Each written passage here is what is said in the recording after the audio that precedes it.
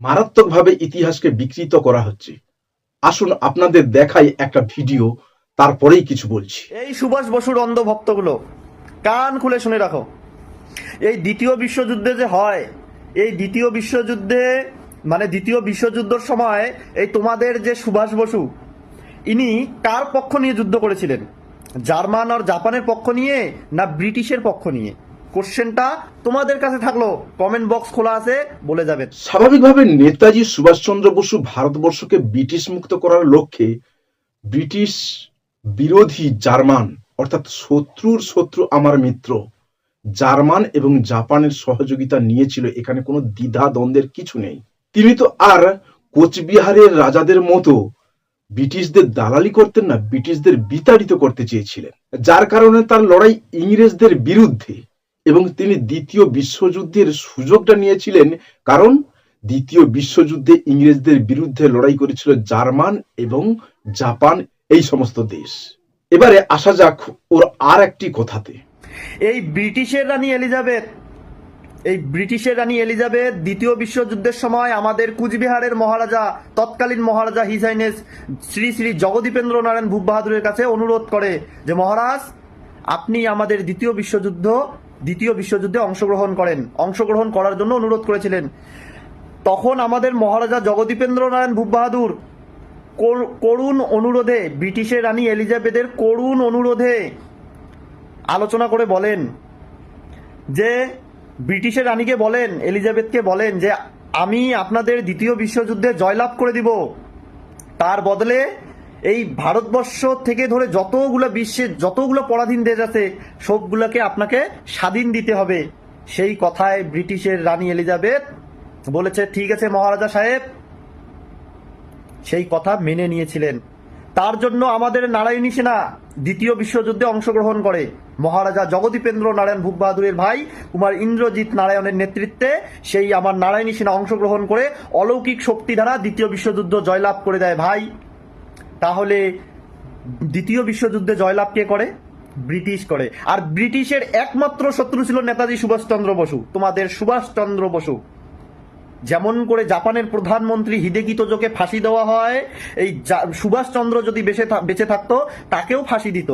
এই ছাগলামি না, যেগুলো ইতিহাস পড়ানো হয়েছে এগুলো তো মৌখিক ইতিহাস, মুখে মুখে, লিখিত ইতিহাস তো নয়। প্রথম কথা হলো রানী এলিজাবেথ দ্বিতীয়, যদিও উনি রানী এলিজাবেথ শুধু বলেছেন, সেই রানী এলিজাবেথ দ্বিতীয় কোচবিহারের মহারাজার কাছে দ্বিতীয় বিশ্বযুদ্ধের জন্য সহযোগিতা চাননি। তার কারণও আছে, সময়ের হিসেব মিলছে না। দ্বিতীয় বিশ্বযুদ্ধ শুরু হয়েছিল 1939 সাল থেকে 1945 সাল পর্যন্ত।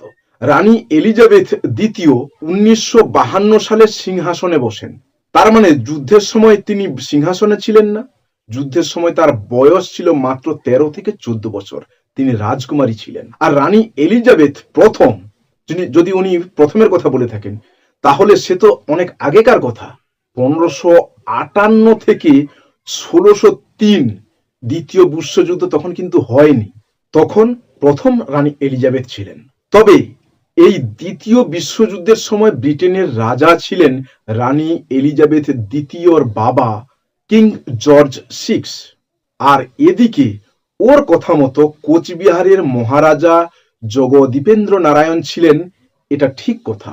তবে ইংল্যান্ডের রাজা বা কোনো ব্রিটিশ অফিসার সরাসরি মহারাজা জগদীপেন্দ্র নারায়ণের কাছে সহযোগিতা চেয়ে চিঠি পাঠিয়েছিলেন এমন কোনো রেকর্ড আজ পর্যন্ত পাওয়া যায়নি। এবারে আসুন আসল ঘটনায়।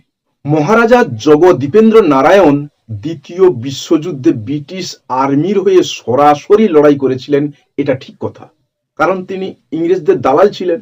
উত্তর আফ্রিকা, অসম, বর্মা, দক্ষিণ পূর্ব এশিয়ায় তিনি যুদ্ধ করেছেন ইংরেজদের হয়ে। আসলে যুদ্ধের সময় ব্রিটিশ সরকার সব দেশের রাজা, অর্থাৎ সে সময় 565টি রাজা বা দেশীয় রাজ্যের কাছে সহযোগিতার আশা করত, এবং সেটা টাকা, সৈন্য, বিভিন্ন রসদের মাধ্যমে। এটা ছিল রাজনৈতিক দায়িত্বের অংশ। আলাদা করে কোনো রাজার কাছে ইংরেজদের কোনো কিছু চাইতে হতো না। সে সময় ব্রিটিশরা যুদ্ধের জন্য অন্যান্য রাজাদের কাছ থেকে সাহায্য নিয়েছিল, এটা ঠিক কথা। ব্রিটিশ ভাইসরয় গভর্নরের অফিস থেকে সব রাজাদের কাছে সাধারণ একটা নোটিশ গিয়েছিল যুদ্ধের সাহায্যের জন্য, এটা ঠিক কথা। কিন্তু ইংল্যান্ডের রাজা জর্জ সিক্স বা কোনো ব্রিটিশ অফিসার শুধুমাত্র সরাসরি কোচবিহারের রাজাকে আলাদা করে চিঠি লিখে প্লিজ হেল্প করুন এমনটা করেননি, এমন কোনো নথি পাওয়া যায়। বরং উল্টোটা হয়েছে, মহারাজা নিজে গিয়ে ব্রিটিশ বাহিনীতে যোগ দিয়েছিলেন। 1943 সাল থেকে 1949 সাল পর্যন্ত তিনি কোচবিহারের স্টেট ফোর্সের চিফ হিসেবে কাজ করেছিলেন। শুধু উনি নন, দ্বিতীয় বিশ্বযুদ্ধে অনেক রাজা শুধু টাকা সৈন্য দেননি, নিজেরাও সরাসরি যুদ্ধে গিয়েছিলেন। উল্লেখযোগ্য কয়েকজনের নামও বলতে পারি। হ্যাঁ, কোচবিহারের রাজা মহারাজা জগদীপেন্দ্র নারায়ণ ছিলেন, তার সাথে সাথে মান সিং ছিলেন জয়পুরের। তিনি নিজে ফ্রন্ট লাইনে গিয়ে রাজ্য বাহিনীকে নেতৃত্ব দিয়েছিলেন। বিকানির মহারাজা গঙ্গা সিং ছিলেন, জম্মু কাশ্মীরের মহারাজা হরি সিং ছিলেন, হায়দ্রাবাদের নিজাম মীর ওসমান আলী খান ছিলেন। যদিও তিনি সরাসরি যুদ্ধে নামেননি, কিন্তু সবচেয়ে বড় আর্থিক সাহায্য করেছিলেন। 8.02 কোটি টাকা তিনি দান করেছিলেন, আর 49.43 কোটি টাকা তিনি ঋণ দিয়েছিলেন। RAF এর জন্য তিনি 27টা বিমানের টাকা দিয়েছিলেন। আরো যারা অবদান করেছিলেন, পাতিয়ালা, নাভা, ফরিদকোট, গোয়ালিয়র, যোধপুর, বিকানির, জয়পুর, এই সমস্ত রাজারা তারা সরাসরি ইংরেজদের সহযোগিতা করেছিল, হয় সশরীরে না হলে বিভিন্নভাবে সৈন্য দিয়ে, আর্থিকভাবে বিভিন্নভাবে। তাই ইতিহাসটা ভালো করে পড় ভাই, একটু ঘেঁটে দেখ। তবে এটা জেনে রেখো, আপনারা যত ইতিহাস বিকৃত করার চেষ্টা করবেন, ইতিহাস কিন্তু আরো সত্য ও শক্তিশালীভাবে উদ্ঘাটিত হবে। যারা উক্ত ইতিহাস জানতো না, তাদের মধ্যে কিউরিওসিটি জন্মাবে, তারা ইতিহাস বই ঘাঁটবে, আজকের টেকনোলজি AI ব্যবহার করবে এবং প্রকৃত সত্য জানবে। তাই ইংরেজদের আজও দালালি করবেন না। ধন্যবাদ। আমি আইয়ুব খান, আপনারা দেখছেন ইওর ভয়েস। Your voice.